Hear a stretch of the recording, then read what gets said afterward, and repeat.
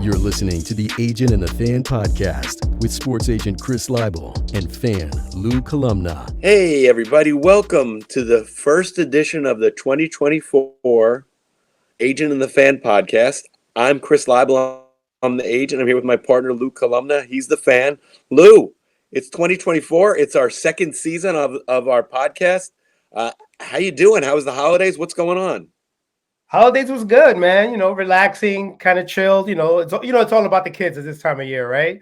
So, Well, it was in nice. my house, Lou, it was all about me because I was sick. I felt like crap like the whole time.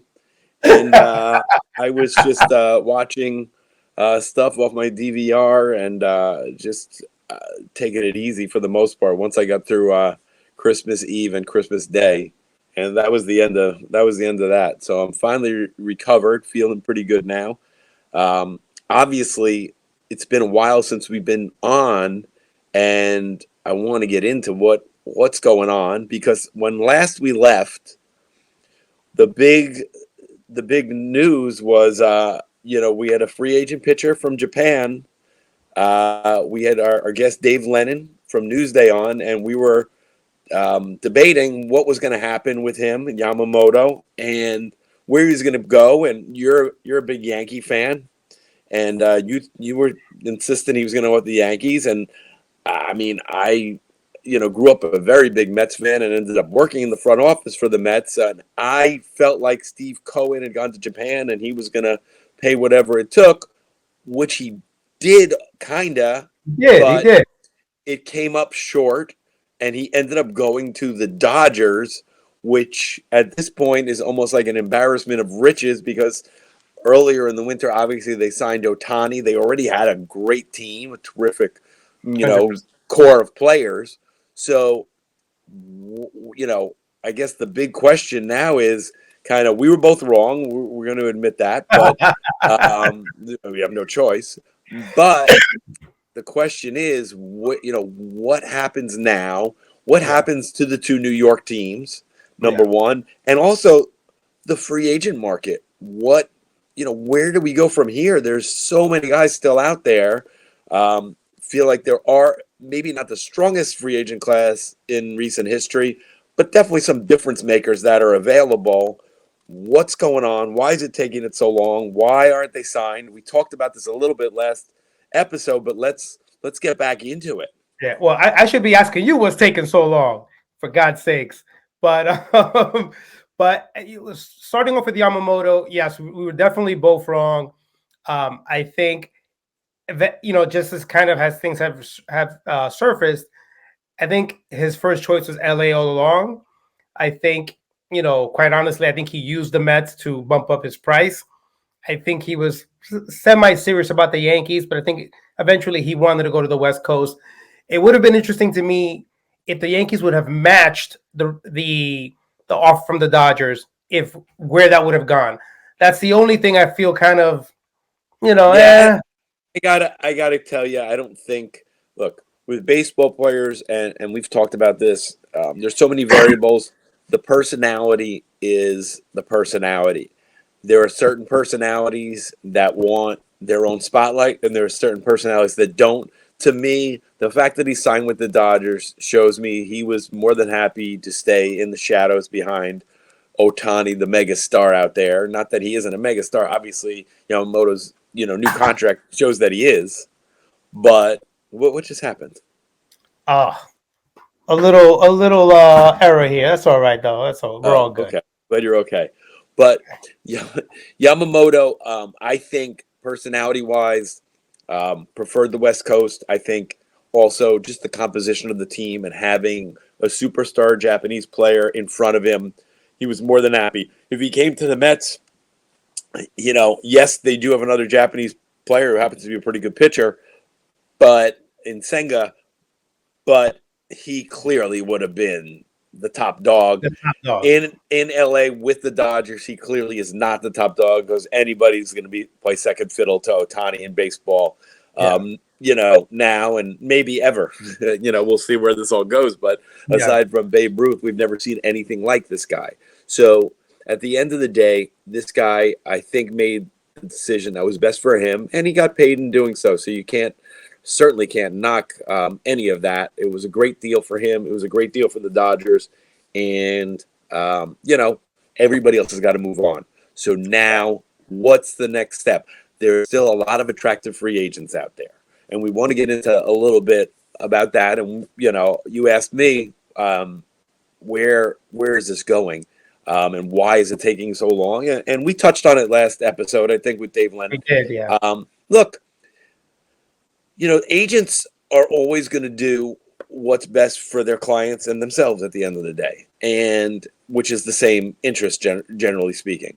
So as an agent, you're going to survey the market and see where it goes, and because obviously the big dominoes have fallen, but they were also kind of dominoes that didn't really have an impact on the rest of the market, I don't think. Correct. Because it's such a unicorn, and because Yamamoto is such a, from coming from another place with such high expectations, he's a different animal altogether too. So when you get into the top free agents that are out there, which, we can go down the list and name the names, the Snells, the Haters, the Bellingers, the guys that are still out there that I think, most people feel are difference makers. I think the agents, it usually does have a domino effect. And as an agent, you're going to want to see where you're going to go. But if this market is moving slow, which it is, you're going to, it's not going to take shape until guys start signing. And because it's been so slow and developing, and very few guys have signed, and the ones that are connected, Jordan Montgomery is connected to Snell, right? So, I think one signs, the other is going to sign, But maybe there's not so many connections this year, and, also the strength of the market, that's, I know, something you want to get into. Yeah, so to me, and something I was going to bring up to you is, I say three players come to mind, and that's Hader, Bellinger, and Snell specifically. And I think as good or as great as these guys are, all three come with a question mark. For me, with Snell is he's won 2 Cy Youngs years apart, and in between, they haven't been great years. They've been okay years, and in some instances, not good years. So there's not that consistency, right? With Hader, it's, hey, he's a great pitcher. He's a great reliever. He's off the charts. How long is this going to last if you're going to pay him till age 35, 36? Then you're talking Bellinger. He had a nice bounce back, a nice bounce back year. But previous to that, he had some really bad years, right? And so, who's the real Bellinger? So I think those are the question marks, and I think that's why some of these teams haven't jumped on these players, right? And for me, as excuse me, as an owner, it's like you're not just committing this year; you're committing, 4, 5, 6, maybe even 7 years, depending on the player, right? So I think, to me, Snell is a bigger question mark than Montgomery, even though Snell won the Cy Young. Because to me, with Montgomery, you know what you're getting. I hear you. I mean, look, you could definitely poke holes in the guys that are out there. And, it's going to be interesting to see what they end up getting and where they end up going. Snell is, like you said, Snell's a real interesting guy. First of all, he's a West Coast, he's from the West Coast. A lot of people think he wants to remain on the West Coast. I will maintain what I've told you in the past. I think he'll go where the most money is. If the Yankees offer him that, he'll go there. Snell's an interesting guy too, because I think statistically speaking, as 2-time Cy Young Award winner, amazing is that. But like you said, some of his other performances haven't been fantastic. And getting into it further, I mean, if you look at his statistics in his body of work, I mean, he's a real interesting guy in that he's not a guy who pitches deep into games. He's never pitched deep into games in his career. Obviously, the most famous instance of this was during the World Series with the Rays. Yeah. But at the end of the day, this is not a guy who is like a workhorse type of guy who's going to, give you 7-8 innings and outing. But is that just the way it is now? I mean, has the world changed to this point? I think you still have some guys like that, as Zach Wheeler will come to mind or whatever. But who, or is this? Hey, listen, I'm happy to get 5 great innings from this guy, and he's done. If he does that, he's done his job. Old school people are not going to tell you he hasn't. Some of the new people might be like, hey, listen, that's why we have this bullpen, and that's why we're paying these guys this money. So it's a fascinating question. It is. But here's to me and this is why I don't think he's been signed is, okay, yes, he's a 5-inning pitcher. This is who he is. Are you paying $30 million to a 5-inning pitcher? No, well, I think that's it. And I think, to me, at the end of the day, as an agent, and to go back to the original question, you're going to see who's going to blink first, or is somebody going to panic and say, hey, listen, you know what? Let's just get the guy. He's out there. He's the best out there. He's going to help our team. Let's go do it. And I think that's what you're seeing here right now. And that's what you're seeing with the agents. They're playing a game of chicken. And I think that would be my strategy if I had a Snell or a Montgomery, at this point. I agree. I think right now it's a game of chicken. I think that the teams have gotten really, really wise. They have. And so, if Blake Snell, listen, I would be utterly shocked if he signed for over $200 million. I would be shocked because I just don't think that. I mean, it's not my money. I just don't think he's worth the money, right? I'd rather much give that money to Montgomery, and he's not better than Snell in my opinion, but he's more consistent, and you kind of know what you're getting, and then the postseason pedigree helps. Interesting, and it's how you view him. Obviously, Montgomery's, if the Yankees are in there, they already had him though. I mean, so he's, so I mean, for me, his best place would probably stay where he was, because I think, Bruce Bochy knew him well and, used him, better than anybody has. Agreed. I think Snell's an interesting one. I think he'll go where the most money is, in my opinion. Maybe the Yankees. I don't think it'll be the Mets. Could be a team on the West Coast. So here's a question for you as an agent. He'll go where the most money is, right? So here's what I'm trying to get at. In a normal year, you're going to go where the most money is. Let's say he's in a situation where he's not going to get the money he wanted, and it's that, right? You get to the point where I'm not going to get my money. Do I then shift my focus and say, hey, I'll go, I still want my money, or I still want money. I'm not going to, give him anybody, I'm not give him a free pass. But do I now shift and say, hey, all right, I want to go to the best team. I still want to get paid. I know I'm not going to get paid what I thought I was going to get paid. You see what I'm saying? And then I agree. I mean, there's certainly history of players doing that. Because I heard recently somewhere, and this was a really excellent point, and I actually forgot about this player, and the player is Chris Bryant, right? Chris Bryant went to Colorado. He's in the witness protection program. You don't even hear about him. Yep. Right? And in hindsight, would he have given up a few more million to be on a better team and be contending? And we've had this conversation in previous episodes where it's all about the money, which I agree. But I think at some point you have to where's my best fit? I might be leaving money on the table, but I'm going to be a consistent winner and be on a team that's consistently winning, as opposed to getting signed by, Team X, where I'll be the highest paid player, but then I'll be in purgatory.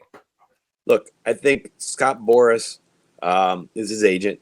Scott Boras is not afraid to make big moves, but Scott Boras will also vet the market and hold out as long as he has to get the best deal.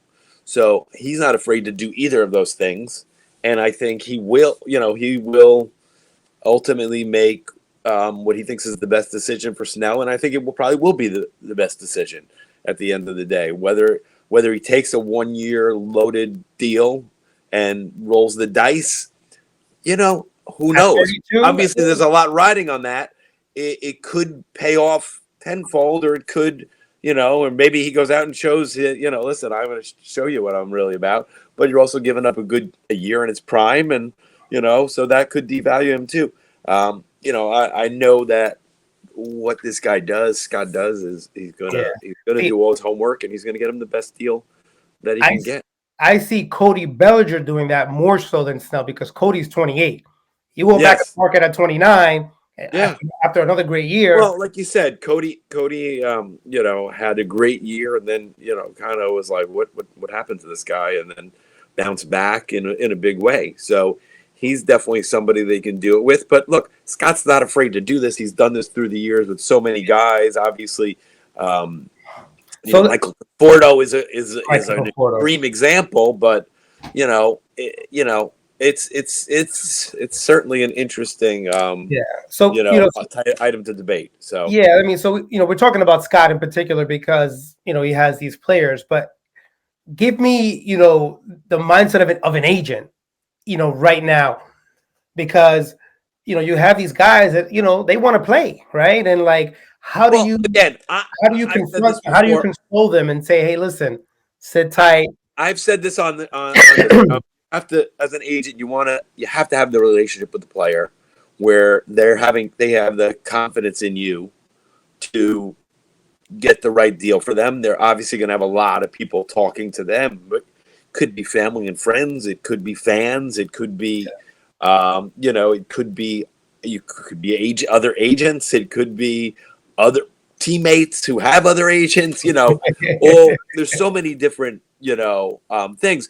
But you have to be able to, obviously, first and foremost, and if you get to free agency with a guy, you're usually going to have a pretty good relationship with him.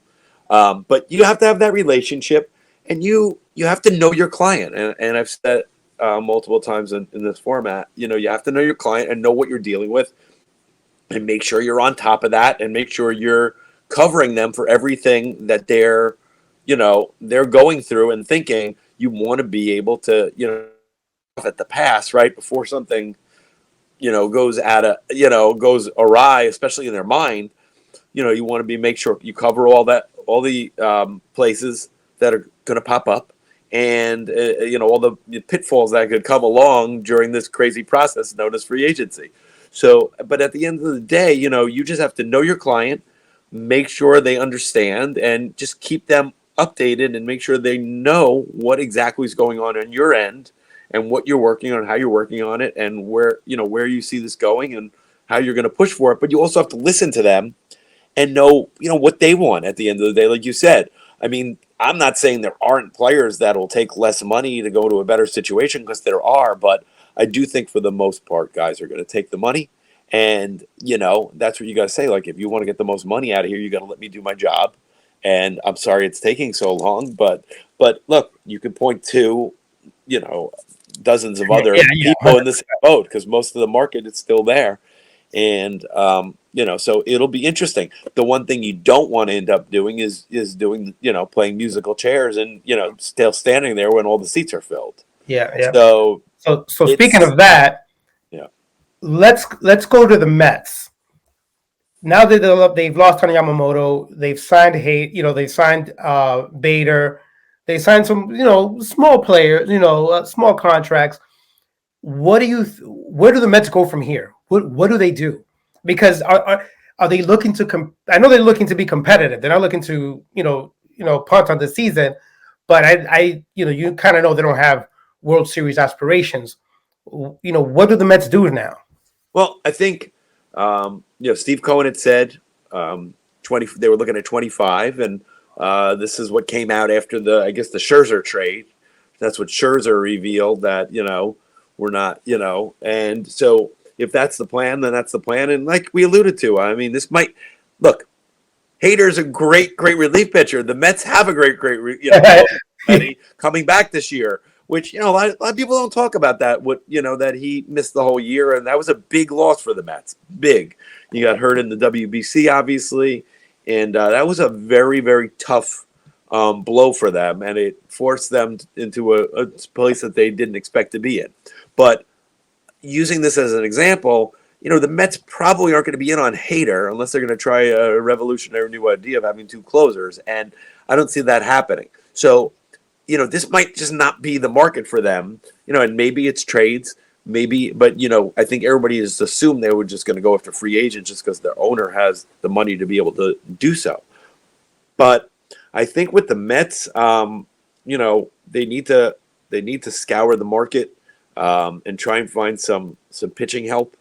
I think their lineup has some potential, and there's some young players that couldn't even elevate their game, even though you saw some potential last year. And then obviously you have your standard, guys coming back, and you're hoping guys can bounce, come back and have strong years. And they'll compete, the Mets, and I think they'll do better than most people think because, the expectations are going to be a little lower. So it'll be interesting to see. Now with the Yankees, they're interesting too because I feel like they still have a lot of work to do if they want to be, in there. Now, obviously, the Dodgers are the Dodgers, and they're at another level at this point. But you got to look at the Braves, and the Braves are, they just made the trade for Chris Sale. Maybe a little bit of a boom or bust trade, but if Chris Sale could come back and be Chris Sale, they're going to be hard to beat the Braves, even for the Dodgers.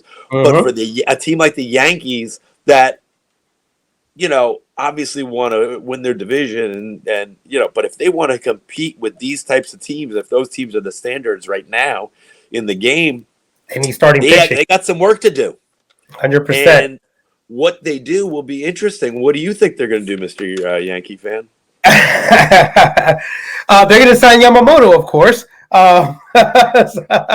Sorry to tell you. I'm sorry. It's January 5th. I'm sorry. Yes. No, I think really, listen, it's going to be between Snell and Montgomery, right?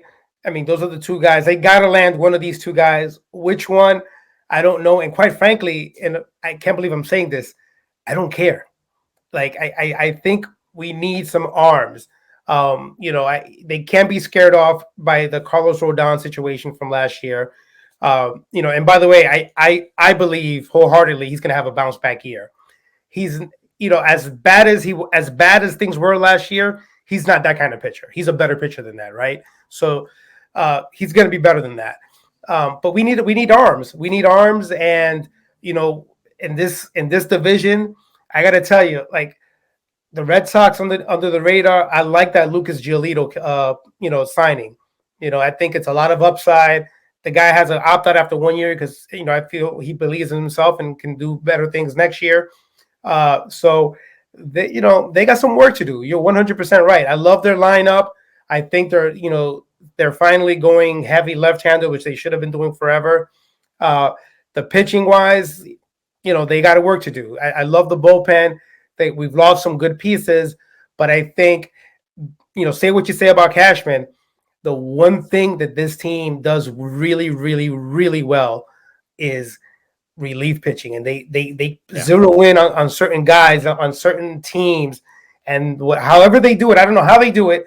They build them up, and that doesn't really concern me. It's more the starting pitching, and so we'll see. But again, I'll take either or. Yeah, I think I think you're right.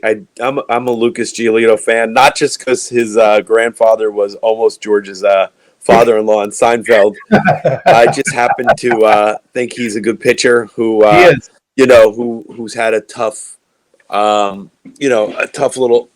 stretch here, but I do think he'll bounce back, and I think he has potential to be an impact player for the Red Sox. So I think that was a good signing. I think that's one of the guys on the market that I kind of, marked down as a guy that I thought would help somebody. So I think that's pretty good. Like I said, there's a bunch of guys out there that are pretty good players. Jock Peterson's a guy who stepped up in postseason. Could be seems to be a good, clubhouse guy. Whit Merrifield's a guy who can play so many different positions and just seems like a guy who people gravitate towards and seems like a winning type of player who's could help a good team, or Oscar Hernandez. Yeah, Teoscar Hernandez is a stud. You could punch in strong numbers for him every year. So there's so much out there.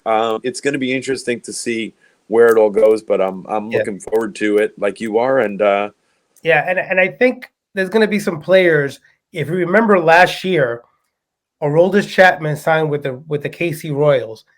And listen, when I saw that signing, I immediately thought, if he's any good, he'll be traded at the deadline. You know what I mean? So I think a lot of these guys may have that mentality. It's like, hey, I'll sign with whoever where, hey, I can kind of, ease my way in to the pitching, No, hitting. It's and a then, strategy. It's a strategy we use now in the game. And I like it too, and it's smart for those teams, and especially smart for those small market teams, because they could turn a bargain free agent signing into a big prospect.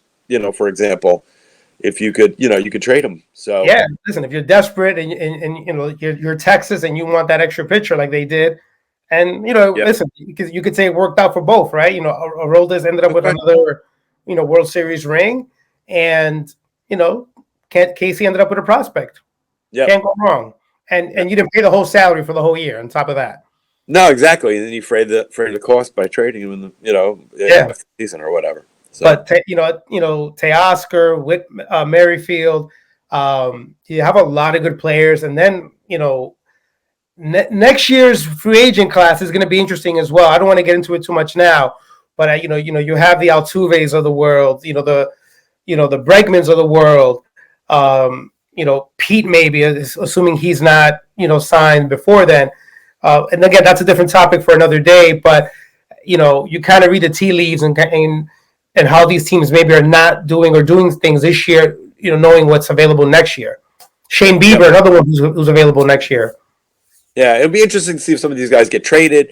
If guys, if teams fall out of the race, like we were saying, that's always interesting. I expect the Astros won't, but some of those other teams, who knows? Yep. So I think that's the free agent market as of now. Lou, is there anything else we got to cover today? The Miami Minute. I know you were at the Hurricanes game. Okay. So let me do the Miami Minute. Let me get down to business here. Okay. Look. The Miami Hurricanes lost to Rutgers, okay? That's an embarrassment for somebody who lives in New Jersey. But I'm going to say this to you. I went to the game. I brought the kids to the game, okay? Let me say this. They went out there and they played the game. They lost like 7 guys to the draft. They had like 14 guys in the transfer portal, okay? We lost our quarterback. We had a quarterback who hadn't played one snap all year who played in the game, okay? Did very well. Okay. We went out and played the game. Unlike the Florida State Seminoles, who spent 3.5 weeks crying, complaining about everything under the sun, and they were screwed. I agree with that. I do think they got screwed. They should have been in the Final Four, of course, of football after what they did, going undefeated in a Power 5 conference. However, to show up at the bowl game against the Georgia Bulldogs and do what they did and roll over and play dead, that shows me the culture there is bad. It shows me there's a messy situation. It's an ugly place to be. Do not go there if you're a recruit. Come to the U. Come to the U. Come to the U. There's a much better culture. We're going to come. They want to play for our coaching staff, and I appreciate that. And even though it was embarrassing to lose to Rutgers, it wasn't 63-3 embarrassing. Thank you. Well said. I hope you had a mic drop. Mic drop. Well, anyway, listen, that was guys, the best Miami Minute of the year. More to come. I got more to talk about next week. I have 2 minutes, but I'm going to save it for next week. Everybody, thank you for tuning in. We'll see you next week. The Agent and the Fan podcast. Lou, thanks a lot. We'll see you soon. You got it, guys. Take care.